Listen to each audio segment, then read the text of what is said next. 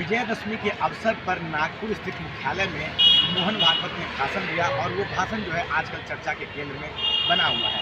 इस भाषण में उन्होंने बांग्लादेश में हुए हिंसा की चर्चा की, जो कि हिंदुओं में उस पर काफ़ी अत्याचार हुआ। साथ ही उसमें जो हिंदू मारे गए उसकी उन्होंने चर्चा की। साथ ही उन्होंने कोलकाता में जो रेप कांड हुआ था आरजीकर अस्पताल में, उसको लेकर भी उन्होंने चर्चा की। और इस बात पे अब जो है चर्चाओं का बाजार गर्म है। तो उसी मुद्दे पे हमारे साथ बातचीत करने के लिए मौजूद हैं जयप्रकाश चतुर्वेदी जी। सबसे पहले तो आपका स्वागत है हमारे चैनल पे। मैं आपके चैनल और आपके सभी दर्शकों को नमस्कार करता हूँ। विजयदशमी के पावन पर्व के शुभ अवसर पर सभी देशवासियों को शुभकामनाओं सहित हार्दिक बधाई देता हूँ।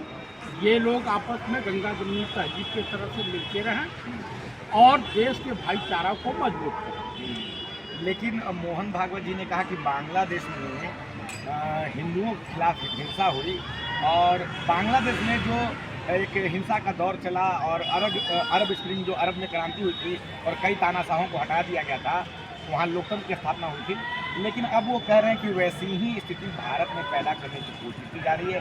साथ में कोलकाता में जो हुआ उस पर भी उन्होंने चर्चा की। क्या कहेंगे आप?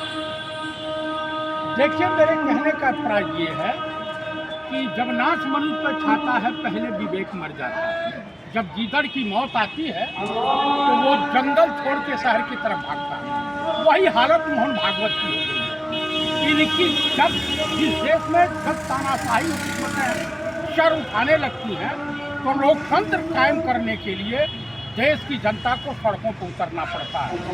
ये हर देश में हुआ है, भारत में हुआ है, ब्रिटानिया गवर्नमेंट के खिलाफ हुआ है, इंदिरा जी की सरकार के खिलाफ भी ये जेपी मूवमेंट चला था। तो ये मोहन भागवत को डर है कि ये सत्ता को कहीं उखाड़ के फेंक न जाए, सत्ता धराशायी न हो जाए, क्योंकि ये बैसाखी की सरकार है। इनको जो है कलकत्ता का बलात्कार दिखाई दिया, मणिपुर नहीं दिखाई दिया, ये संदेह मोहन भागवत। उसके बाद यूपी में आए दिन ब्राह्मणों की हत्या, दलितों की हत्या और आए दिन तमाम तरह के अत्याचार। अभी जेपी जयप्रकाश नारायण महान स्वतंत्रता संग्राम सेनानी के जन्मदिवस पर उनके मूर्ति पर माल्यार्पण करने से अखिलेश यादव को रोका गया।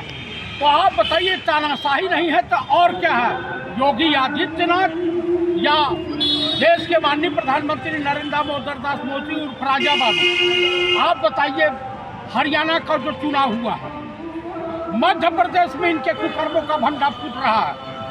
हर जगह तुम जहां आ रहा, ये भाजपाई शासित राज्यों में जो बलात्कार हो रहे हैं, महिलाओं का यौन शोषण हो रहा है, उसमें ही बेरहम मोहन भागवत कुछ बोलने को तैयार नहीं है। इसको अभी कुछ दिन पहले बंधक बनाया था, मतलब हाउस अरेस्ट टाइप में थे, ये नजरबंद थे, नरेंद्र मोदी ने किया था।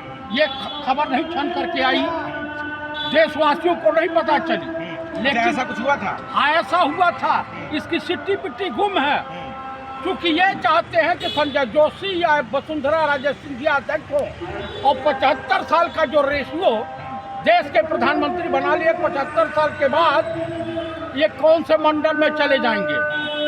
तो उस पर कायम करने के लिए कि भाई या तो इस्तीफा दिए या तो अध्यक्ष बदले, दोनों सूरत में मोदी का नुकसान होगा। मोदी का जानी दुश्मन नंबर 1 संजय जोशी हैं और अमित शाह के जानी दुश्मन वसुंधरा राजे सिंधिया हैं। तो कुल मिला करके इनकी ये दिखाई दे रहा, इनको जो है नितिन गडकरी का भ्रष्टाचार नहीं दिखाई दे रहा है। वो कौन सा भ्रष्टाचार कर रहे हैं? वो देश के सबसे जो है विकास कार्यों में सबसे ज़्यादा व्यस्त रहने वाले मंत्री हैं, सबसे ज़्यादा उनका नाम हुआ है सड़क मंत्रालय में काम करने को लेकर। और जो टोल का एक गैंग चल रहा है, तुम मुझे टोल दो, मैं तुम्हें सड़क पे गड्ढे दूंगा। आप जितनी नेशनल हाईवे है देख लीजिए, गड्ढा है कि नहीं है। आप यहीं से करनाल रोड पकड़ लीजिए, कोई वो देखिए, भाजपा अपराध की नर्सरी है और नर्सरी के रूप में काम करता है। संघ मुख्यालय आरएसएस को लोग कहते हैं समलैंगिक संगठन।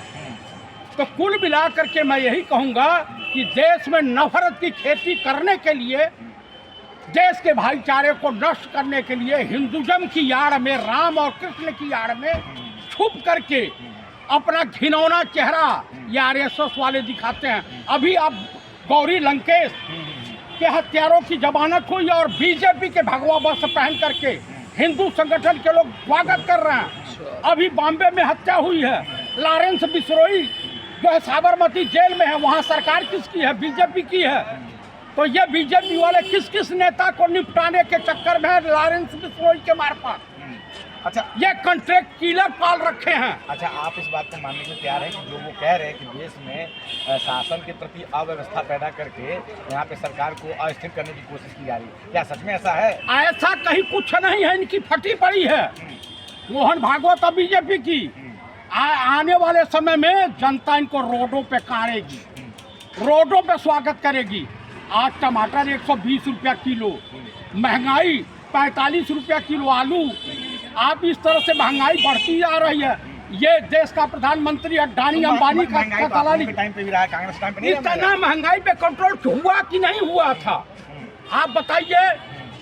देश का प्रधानमंत्री अनपढ़ जाहिल आदमी, बैल बुद्धि, तो इसको शर्म नहीं आती है? महंगाई, बेरोजगारी, किसानों की समस्या। चतुर्वेदी जी के अपने निजी विचार हैं। अच्छा, अभी आप हरियाणा चुनाव की बात कह रहे थे, हम ये पूछना चाहते हैं कि आप जब चुनाव हारते हैं तो ईवीएम पे आ जाते हैं, कर्नाटक में जब जीते थे तब नहीं आए थे, और अभी 2 चुनाव हुए हैं, जम्मू कश्मीर में भी हुआ है।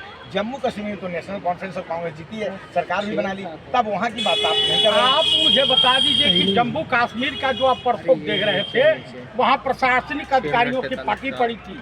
यहाँ 14 लाख वोट पहले चुनाव आयोग घोषणा करता है, 2 मिनट में पता चलता है कि किस बूथ में कितना वोट पड़ा, आल हरियाणा में कितना वोट पड़ा, तुरंत 4-5% बढ़ा दिया। अब आपको चुनाव आयोग पे भी विश्वास नहीं है? राजू अग्रवाल बीजेपी का एजेंट के तौर पे काम करता है, राजस्थान बैच का IAS रहा है, राजस्थान कैडर का। मैं इसे बहुत अच्छी तरीके से जानता हूँ।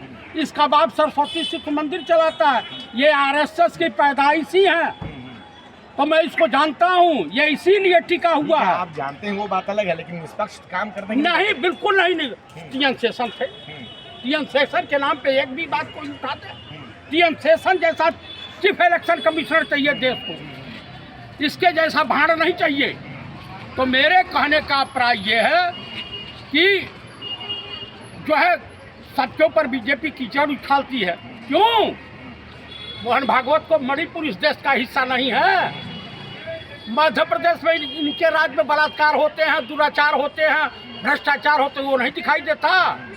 देश का प्रधानमंत्री अडानी अंबानी का कर्जा माफ करता है, ये नहीं दिखाई दे रहा है। भाई, कॉर्पोरेट को अगर कर्जा माफ हो रहा है तो देश का विकास भी तो हो रहा कहाँ है, कई लोगों को रोजगार भी तो देते हैं वो। आप मुझे बताइए, बेरोजगारी का आलम क्या है? भूखमरी के इंडेक्स में भारत कौन से स्थान पे? 105वें स्थान पे पहुंच गया है। भारत अमृतकाल में चल रहा है, आप करें कहाँ है अमृतकाल? अमृतकाल अडानी अंबानी और भाजपाई लुच्चे लफंगों का है, और किसका है? बेरोजगारी आप यहीं से देख लीजिए, पूरा एरिया में देखिए, करंट प्ले चला जाए हर जगह। तो जनता इनको कैसे जिता रही? 240 वोट जिता नहीं रही है, 240 पे आए हैं। अगर उत्तर प्रदेश में ईमानदारी से चुनाव हुआ होता तो 20 सीट और नीचे जाते। आप लोग मात्र 99 पे हैं, तब कह रहे हैं कि हम लोग जो है अब देश में सरकार बनाने जा रहे हैं और कभी भी इनकी सरकार। मैं आपको बता रहा हूँ कि देश मध्यावधि चुनाव झेलने को तैयार रहे। 1 महीने 15 दिन में इनकी मोदी की सरकार गिर जाएगी।